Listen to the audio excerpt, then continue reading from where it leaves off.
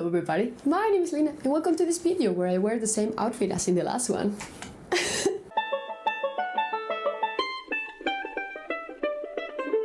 Let's talk for a second. I'm not a person who usually rereads books. I don't enjoy that. I really want to keep absorbing new stories, so this is kind of weird for me, but we're going through this. In this list, I think there are 14 books. Well, I'm just counting the first book in some series because there's no need, but there are going to be a kind of many Spanish books, so you might find something that you haven't heard of before.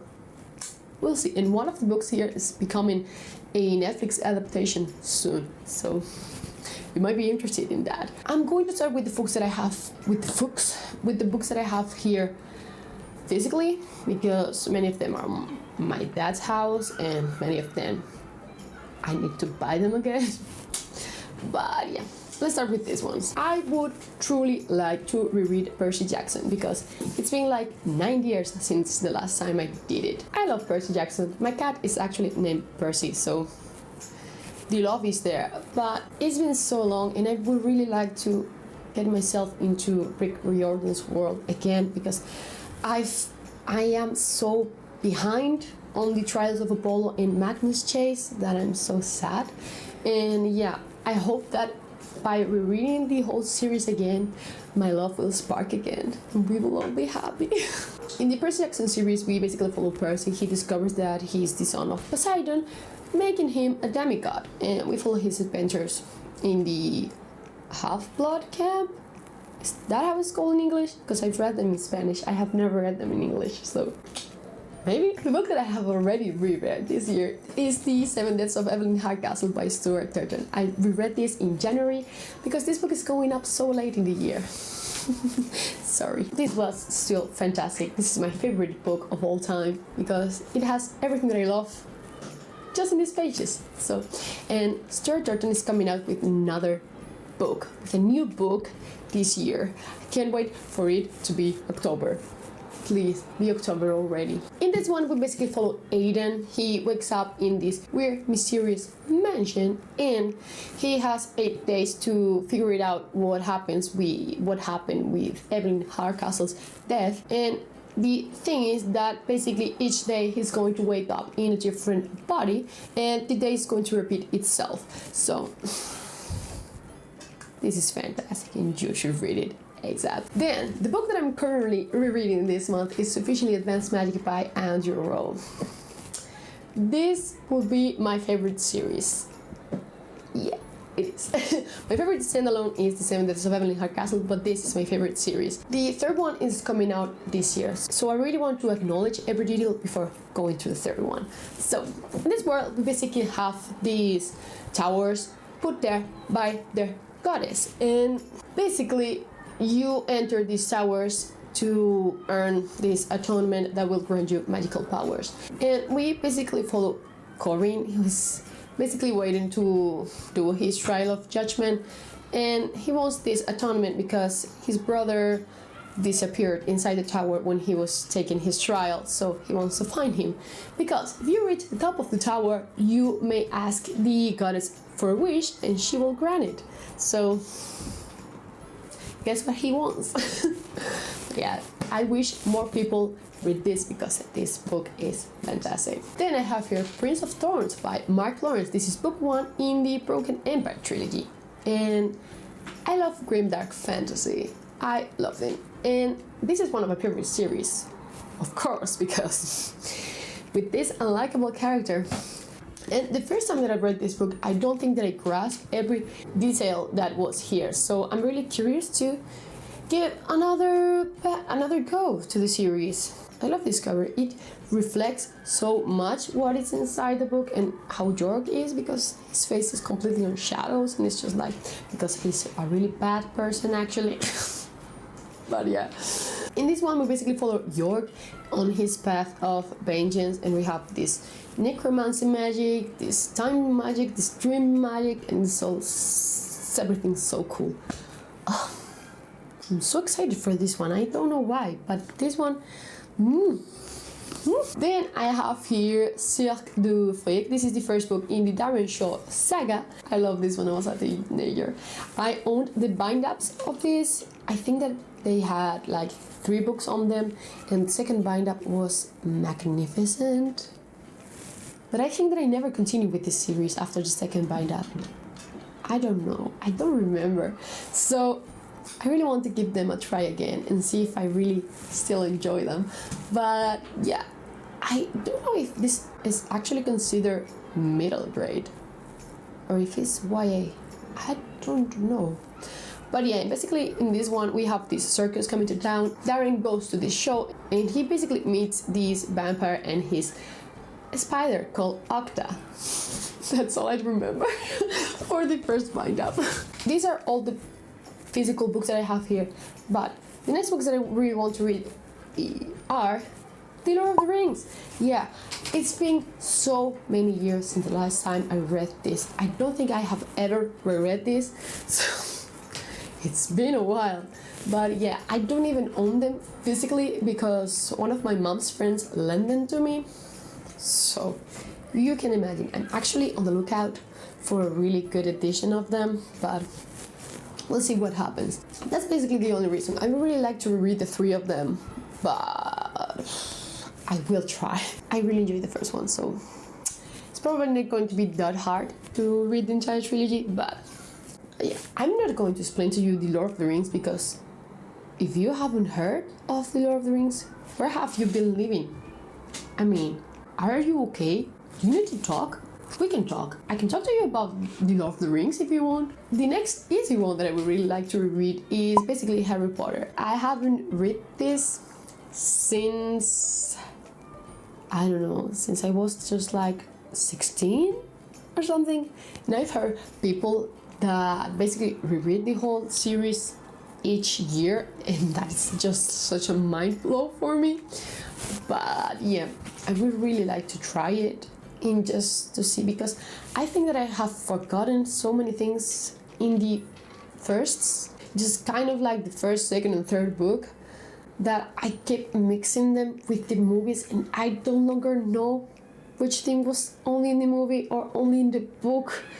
That's so confusing. So yeah, I would really like to try it and see what happens. Now we're going to have just like a little bit of a Spanish break here, but yeah.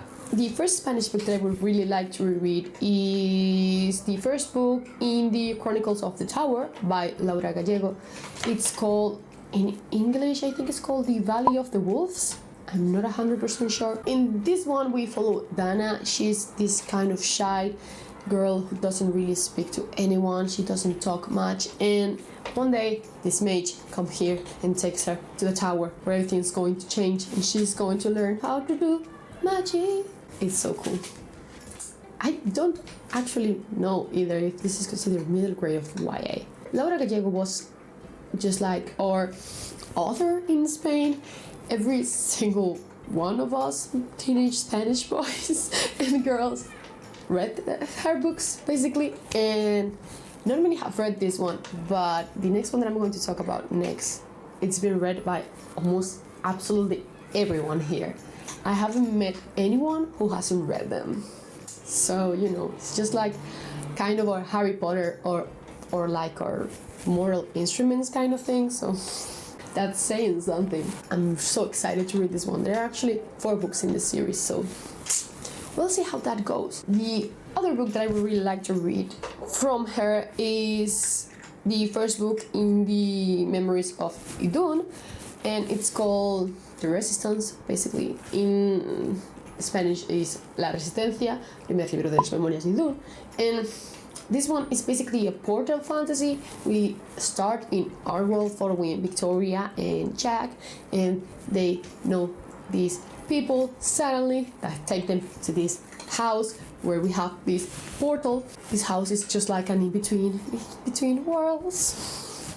And they take them to this portal, they go to Idun, and they basically discover this land with magic and dark mages and unicorns and dragons and gigantic flying snakes. Yes, this is the book that is going to be adapted in Netflix for not a live action thank God, because that would be awful. But animated series, and I'm so excited for that. So excited. If you have never read this, please do it. This trilogy is fantastic. It's just, as I told you, I've never heard anyone say that they didn't like it or that they haven't read it. It's magic. I really hope that it holds up to my expectations because if not, it's going to be so sad. This one is a tough one. I haven't read this book since like I was 12 or something when I read the trilogy. This one is called The Traveler. This is the first book in the Dark Door trilogy. Is that how you call them in English? I don't know. I don't think that this is even translated, but it doesn't matter. This is by David Lozano Carvala. I don't remember much about this. I only remember that we follow Pascal. I remember that my favorite character was Jules. Yeah, I think it's how he was called. But yeah, we follow Pascal and he discovers this door that leads basically to the underworld. And he is basically now the guardian of this door and that sort of stuff. I think it's that. I don't know. When I'm going to buy this book this month, and you're going to love the cover because it's stunning. This collection is stunning, and I have to buy them again because I didn't own the first one and the second one was damaged. So I'm buying the whole trilogy again, and I remember loving this and being really dark for what it was at the time. So perhaps I'm going to discover you a whole new grim dark fantasy kind of YA series. Who knows? The other book that I would really like to reread is The Way of Shadows by Brent Weeks. I read these books when I was too young to understand them. I was just like 11, 12 when I read them, so I didn't grasp everything. This was one of my best friend and I favorite series at the time, so perhaps now I'm just like, what the fuck was this? But yeah, I'm really excited to read it. I'm going to read it in Spanish because I own the Spanish edition of this and I probably will read them. But yeah, and I need to show them to you because they are so much better than the standard covers, although I'm missing the third book and that makes me insane. We're not here to talk about that. The thing that I remember about this one is that we follow a thought, basically trying to become an assassin under the tutelage of Durso Blind, I think it was called. But yeah, Durso was my best friend's favorite character for such a long time, and my favorite character being Logan, so let's see how that goes. Then, the other book is actually a brick. You are not going to know that, but this book is massive. This is The Passage by Justin Cronin.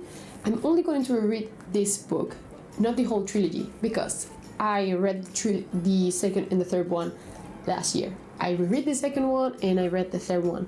So I don't have a need to read them, but I love this first one. If Sufficiently Advanced Magic is my favorite series, The Passage is my second favorite series because this first book is so good. The prologue of the book is just like 300 pages.